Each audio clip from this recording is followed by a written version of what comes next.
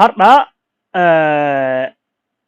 bilbila rakkoo bilbilaati dura wanni hunda wanti dursu bilbila waan ta'e jennaan kutaa sadaffaa haati arri warri waan kanaan rakkataa jirtan hedduun na gaafata namni waan akkanaa kana maqaa isinii dha'uu qofan eeginaasi maqaa waan sanaa dha'uu qofa miti yaani rakkoo bilbilaa guutuun guutummaatti jalqabni rakkoo jalqabni bilbili keessa furmaata argate waa biraatti seenama waan ta'e jennaan dirqama waan akkasii jedhee yoo maqaa dha'e qofa isiniif galanatti fakkaata wal hubanna jedhee yaada yaani bilbilli sababni inni owwuu fi goggogu waan hedduudha kanattuu kutaa kutaan adda baasee isin barsiisaa jira isinii himeen jira miti wal hubataa jira miti na yaadattu miti yaani yoon amma ka'ee fakkeenyaaf bilbila goggogu bilbila hallagu waan akkasii adda adda babbaasee hime danuudha amma bilbila goggogu yookiin bilbila hallagu yookiin bilbila owwu yookiin bilbila rakkoo tokko wanta akka isinii hime rakkoon isaa waan hedduudha waan hedduun kan wal qabatu kanaafuu kutaa lama isin barsiisan jira arra kutaa sadaffaadha wal hubanna miti isiniif gala miti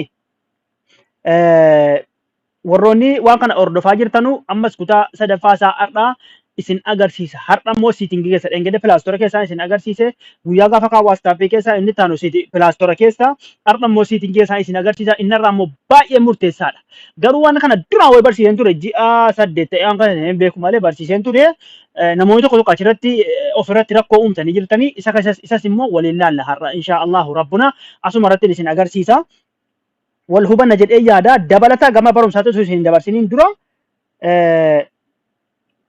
gama barumsaatti osoo isin dabarsiniin dura obboleewwan kiyya namoota yuutuubii irra dalagachuu fedhaniif namootaan googelii fi waa'ee yuutuubii fi waa'ee aadisensii waan akkasii rakkoo walitti qabdan yuutuubii irra dalagachuu feetan linkii garee ijaareen jira jedhee isinitti meera garee sana nama 450 gahee jira amma nama 450 miti laata 40 wayinatti fakkaata gahee jira nama waa'ee yuutuub qofa linkii achirratti maxxanfatee yuutuubii akka guddisanu akka ijoollee amaaraa sana argaatan miti fakkeenya irraa fudhadhaa akkasii namarraa isa qofaa fi namoonni tiktookii fi feesbuuka kana irratti waan ajaa'ibaati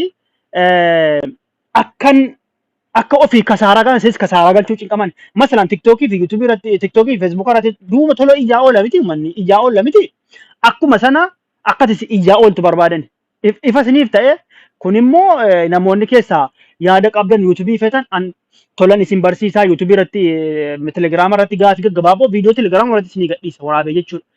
Feesbuukaa fi tiktookii irra gadhiisoo telegiraama isinii gadhiisoo telegiraama irratti baratanii yuutuubii hojjetachuu keessan isiniif gaariidha jechuudha. Ifa isiniif ta'e yoo maallaqa argata jettanii telegiraama irraa akka maallaqni hin argamne hin beektanii kanaafuu telegiraama liinkii bakka hunda isinii maxxansaa warra tiktook yoo ta'e piroofaayilii kan xuxxanii liinkii utuu bakka yuutuubiin gahin liinkii telegiraama qophaatti jirti isiirra xuxxanii hidhattanii warri feesbuukaa liinkii isinii maxxansaa yuutuubii kiyyalaa argachuu dandeessan telegiraama argaltanii argachuu dandeessan ifa isiniif ta'a miti har'a kutaa sadaffaan isin agarsiisa kanaafuu akka ofii kasaaraa galan sis kasaaraa galchuuf cinqamanii warri tiktookii fi yuutuubii kuni koomentii latinaan argaa kanaafuu Rio show jalatti isiniif gadhiisa barumsa kana achitti hidhattanii ilaaltanii liinkii telegiraama isinii argattanii yoo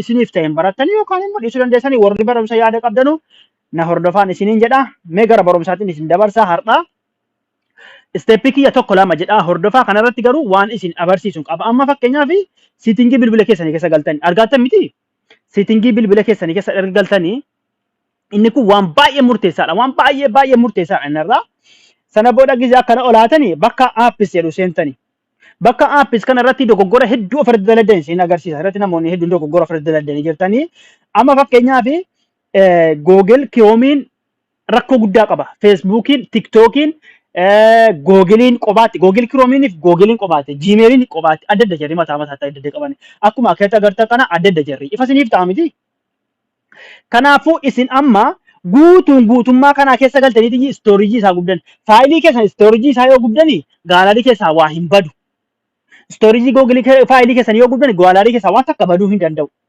stoorejii Facebook irratti namoonni hedduun galata ofirra daladanii jirtani amma masalan Facebook ya keessa galeetan Facebook isa keessa gala ammaan Facebook seeru keessa gizeen gale akkana ol harkiseetan storage isi jettu kana in argitan miti isi akka cuqaasa wal hubanna miti storage yoon jechuu cuqaase dakatti clear data jettu naa fiddi kana lamaaniyyuu jechuudha mallattoo maxaragaati kun mallattoo maknisaa yaani mallattoo qulqulleessituu jechuudha xooftuu mallattoo xooftuu jirti yoo waa biraa dhiibsanii mallattoo xooftuun argattanitti maaliif ni qulqulleessiti jechuudha isin ni qulqulleessiti jechuudha kanaafuu isi amma akkasittiin irratti godhaa isa gama kanaas akkasittiin godheetan okkee irratti godha.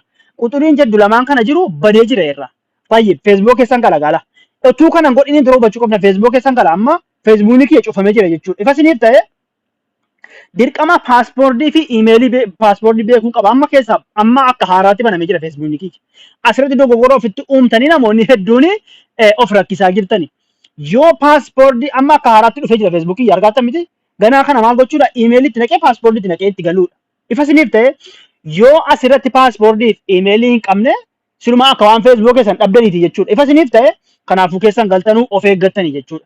Dura paaspoortii keessan iimeelii keessan qopheeffattanii yoo keessa galtan qopheeffattanii jechuudha. Yoo keessa galtan booda yoo istoorijii isaa gubdanii jettan akka isin duraa hin banneef walii galla miti wal hubanna miti. Kanaafuu akkanatti amma Facebook kiyya akka haarawaatti na gaafatee jira. Iimeelii kiyya paaspoortii kiyya nan beeka miti itti naqee itti gala. Yoo iimeelii paaspoortii hin qabaanne kana qofa osoo hin taane Facebook kana akka waan dhabdaniiti. Isii kana qofa laaltan malee namoonni iddoo kanatti nyaatanii jirtanii.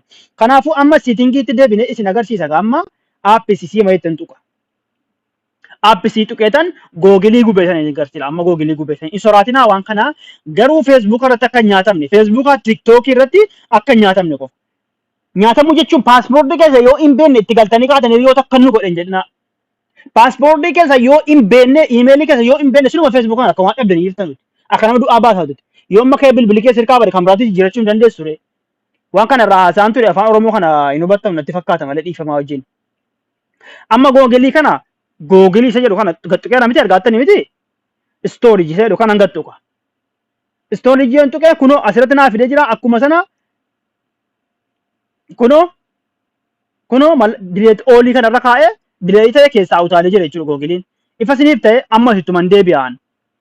Ittuma deebi'eetan bakka aappis jedhu tuqee googilichumatti deebi'eetan waan hafe achi kilir daataa lakkoofsi jedhu lamaan sun jiru dhumeera moo hin dhumne jechuun laala. Wallaahi bilbilii keessan kun bilbilaaf waan baay'ee murteessaadha. Waliif galla miti? Bilbilaaf waan baay'ee murteessaadha kun. Googiliin barbaada dhiifama naaf godha. Googilii kun argattanii keessa galeera. Istoorijii hattiin deebi'a amma.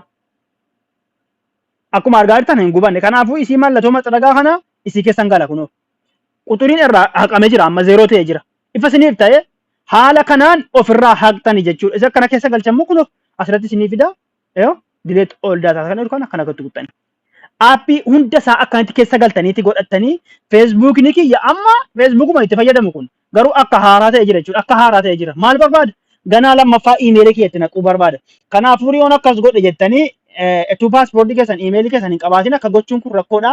Akka of eeggattan asirratti gubaa istoorijii isaa gubaa garuu immoo akka iimeelii keessan paaspoortii keessan beekuu qabdani. Yoo paaspoortiin beekne rakkoo qabu lakkoofsa qabaannaan. Kun isa murteessaa keessaa akka hin sirreeffattanu abdiin qaba.